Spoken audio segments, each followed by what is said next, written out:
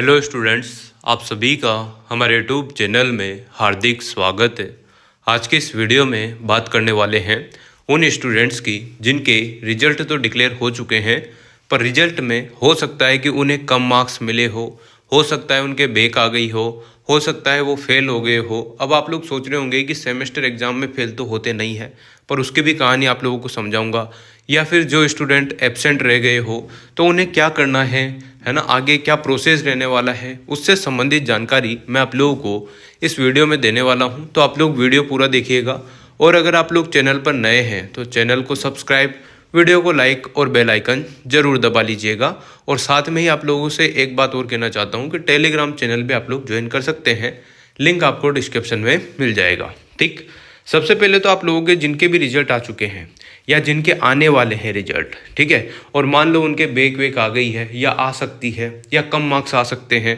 हम तो यही चाहते हैं कि सभी पास हो, सबके अच्छे मार्क्स आए, पर बहुत सारी बार होता है ना कि कॉफ़ी आप लोग अच्छे से नहीं लिखते हो, आप लोगों के जो पूछा था वो नहीं लिख पा रहे हो, या कुछ ऐसा हो ही जाता है कि आपके फेल हो जाते हो, बैक आ जाती है, एब्सेंट होता है।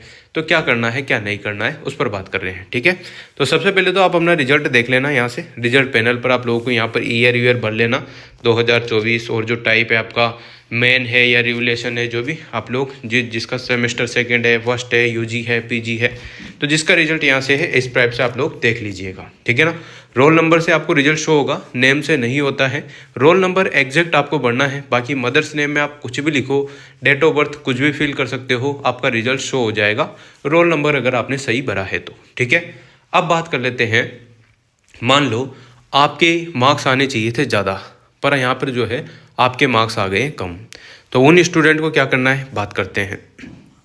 जिन स्टूडेंट को लगता है कि मेरे मार्क्स पासिंग से तो काफ़ी ज़्यादा आने चाहिए थे, पासिंग के लिए आप सभी को पता है कि एक्सटर्नल और इंटरनल, यानी कि एक्सटर्नल मतलब तो होता है यूनिवर्सिटी कॉपी भरना। ठीक, उसमें आप लोगों के जितने नंबर का पेपर है आपका, उसका 40% मार्क्स आपको लाना जरूरी है, तो आप लोग पास हो जाते हैं। जैसे 100 नंबर का पेपर है तो 40 नंबर कम से कम आने चाहिए। 39 नंबर भी अगर आपके हैं तो आप बैक आ जाएगी। अगर 41 है तो पास हो जाओगे, 40 है तो भी पास हो जाओगे। ठीक, और देखो ऐसा भी है जैसे इंटरनल एग्ज़ाम है आपके, जो मिड टर्म, वाइवा, या फिर आप लोगों के जो असाइनमेंट के थ्रू कॉलेज वाले नंबर देते हैं, तो कॉलेज वाले भी बहुत सारी बार क्या करते हैं, जो आपकी कॉपी में लिखा है मिड टर्म की में, उसी के हिसाब से आपको नंबर मिलते हैं। आपका डिसिप्लिन कैसा है, आपका वाइवा कैसा गया है, आपने असाइनमेंट कैसे बनाए हैं, उसी हिसाब से आपको जो है उसमें भी, यानी कि 30 नंबर का पेपर है तो कम से कम 12 नंबर आपको लाने होते हैं। अब बहुत सारी बार आपके इतने नंबर वहाँ पर नहीं आते हैं, 10 भी आ जाते हैं, तो वहाँ पर आपकी मार्कशीट में AA लिखा हुआ शो होगा। इसका मतलब है कि आपको जब भी नेक्स्ट सेमेस्टर एग्ज़ाम होगा, जैसे फर्स्ट सेमेस्टर में है तो थर्ड के साथ लगेंगे, अगर सेकेंड सेमेस्टर में है तो फोर्थ सेमेस्टर के साथ जो है आपका जो इंटरनल है वो लगने वाले हैं। ठीक है ना, तो आप लोगों को उसमें पास होना जरूरी है। 40% होता है क्राइटेरिया इंटरनल और एक्सटर्नल का, ये बात आपके समझ में आ गई होगी। अब जो स्टूडेंट फेल हो गए हैं उनकी बात, सॉरी, जिन स्टूडेंट के कम मार्क्स आए उनकी बात कर रहे थे, तो देखो जिनके कम मार्क्स आए हैं उन्हें लगता है कि मेरे मार्क्स बढ़ सकते हैं, या हो सकता है जिन स्टूडेंट के बैक आ गई हो, है ना, और उनको लगता है कि नहीं मेरे बैक तो किसी भी हाल में नहीं आ सकती, या फिर वो स्टूडेंट जिनके कम मार्क्स तो है ही, बैक भी है, पर वो फेल भी हो गए हैं, या फिर किसी पेपर में वो एब्सेंट रह गए हैं। तो क्या करना होगा, देखो जो एब्सेंट रह गए हैं उनके लिए तो सीधी सी बात है कि उनका जो पेपर है, जैसे सेकंड सेमेस्टर के पेपर में अगर एब्सेंट है तो फोर्थ सेमेस्टर के साथ उनका एग्ज़ाम लगेगा। ठीक, फॉर्म कब भरने में आएंगे, जब फोर्थ सेमेस्टर का एग्ज़ाम लगेगा, जब फोर्थ के सेमेस्टर के फॉर्म भरेंगे तभी वो सेकेंड सेमेस्टर का जो एब्सेंट वाला पेपर है वो लगेगा। जैसे मान लो आप फर्स्ट सेमेस्टर में एब्सेंट रह गए किसी पेपर में, तो आपका जो पेपर है वो थर्ड सेमेस्टर के फॉर्म भरेंगे ना, उसमें ऐड होकर आ जाएगा, तो वहाँ पर वो फॉर्म के साथ एक्स्ट्रा फीस लगकर आपका फॉर्म में भरने में आ जाएगा। समझ रहे हो, तो इस टाइप से प्रोसेस रहता है। तो एब्सेंट वाले को तो लिए तो क्लियर है कि आपके जो है नेक्स्ट सेमेस्टर ऑड और इवन के क्रम में आप लोगों के लगने वाले हैं, ये बात तो क्लियर होगी। अब जिनके कम मार्क्स थे, बैक थी, या जिनके फेल हो गए हैं, पेपर तो दिया था पर ये हो गया है, तो क्या करोगे, आप लोगों को ज़्यादा कुछ नहीं करना है, जो हो गया वो तो हो गया, उसको चेंज आप लोग नहीं कर सकते। ठीक, अपनी मार्कशीट आपको देखनी है कि कहाँ क्या कमी है, वो देख लो सबसे पहले। उसके बाद आप लोगों को रिवोल्यूशन का जो फॉर्म आता है वो भरना होता है। रिवोल्यूशन का फॉर्म आप लोग ई-मित्र की शॉप से भरेंगे तो अच्छा रहेगा, क्योंकि ई-मित्र की शॉप पर क्या है आपको दिक्कत नहीं होती है। ध्यान रखना होता है बस फॉर्म में क्या भर रहे हैं, मीनिंग मिस्टेक तो नहीं हो रही वगैरह वगैरह। बाकी आपके जो भी फीस लगती है ई-मित्र की, उसके लगने के साथ ही आप लोगों के फॉर्म भर जाएंगे। और यहाँ पर आप लोगों को डेट शो हो जाएगी, लास्ट डेट भी शो हो जाएगी और कब से फॉर्म भर रहे हैं। जिन जिन के रिजल्ट आते जाते हैं उनके यहाँ पर शो होता जाएगा। ठीक है, तो यहाँ पर देखिएगा इस टाइप से आप लोगों को देखने को मिल जाएगा। यहाँ देखो आप लोगों को क्या क्या करना है, पूरा प्रोसेस आपको समझा देता हूँ।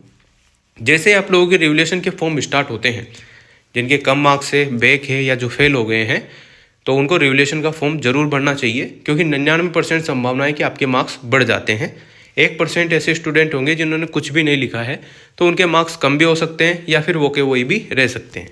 तो रिवोल्यूशन फॉर्म आप लोगों के लिए सुविधा के लिए ही है कि आपके मार्क्स बढ़ जाए तो आपका अगले सेमेस्टर का बोझ भी कम हो जाएगा, उसमें नहीं देना पड़ेगा आपको पेपर, और साथ में आपका साल भी बच जाएगा बिगड़ने से। ठीक है, तो देखो पूरा प्रोसेस रिवोल्यूशन का मैं आपको इस वीडियो में बता देता हूँ। ठीक है ना, फिर रिवोल्यूशन के फॉर्म निकलेंगे जब भी आपको बता देंगे, पर अभी आप लोग समझ लीजिएगा, क्योंकि 1-2 दिन में रिवोल्यूशन के फॉर्म निकल जाते हैं रिजल्ट के बाद। ठीक है, तो देखो पहले तो आपको क्या करना है, रिवोल्यूशन के फॉर्म भरने के लिए ई-मित्र की शॉप पर जाने के बाद आप लोगों को 2 चालान मिलेंगे, एक हार्ड कॉपी मिलेगी जो भी फॉर्म की होगी, और उसके अलावा आपकी जो ऑनलाइन मार्कशीट है वही मिलेगी। ओरिजिनल मार्कशीट मांगते हैं, है ना, पर ओरिजिनल मार्कशीट आपकी लेट आती है, इस वजह से आप लोग जो है नेट वाली मार्कशीट ही लगा दीजिएगा। इन 4-5 कागजों को स्टेपलाइज करने के बाद, है ना, एक लिफाफे में पैक करना है, वाइट कलर का लिफाफा जो स्टेशनरी पे आपको मिल जाएगा। उसमें रखने के बाद आप लोगों को क्या करना है, उस पर जो है ये एड्रेस लिख देना है। कौन सा? परीक्षा नियंत्रक कोटा विश्वविद्यालय MBS मार्ग कबीर सर्किल के पास कोटा 324005।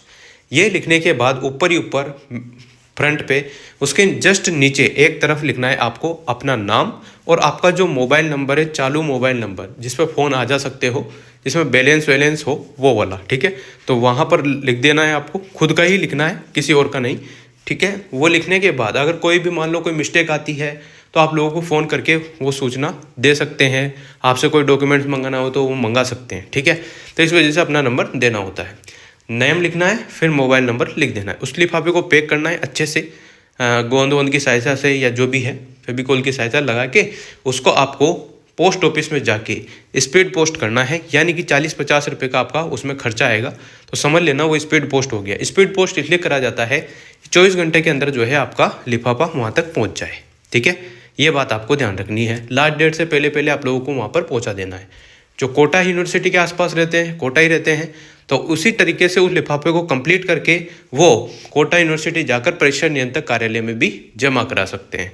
ठीक है, उनके लिए स्पीड पोस्ट करने की जरूरत नहीं है, जो अगर वहाँ जाना चाहते हैं तो।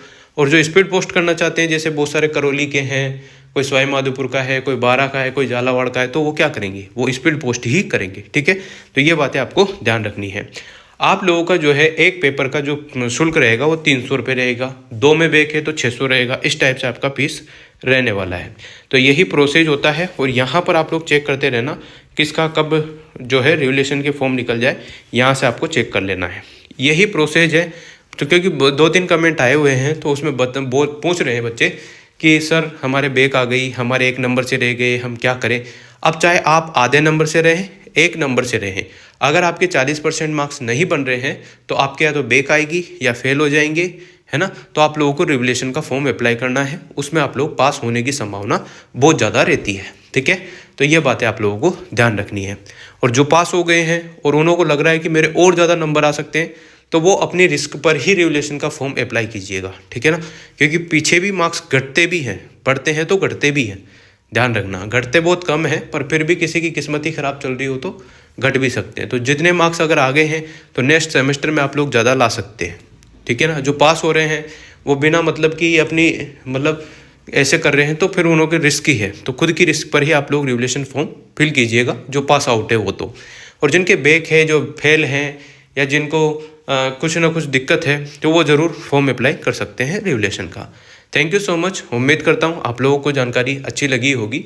वीडियो अगर अच्छी लगी हो तो like, comment, share and subscribe.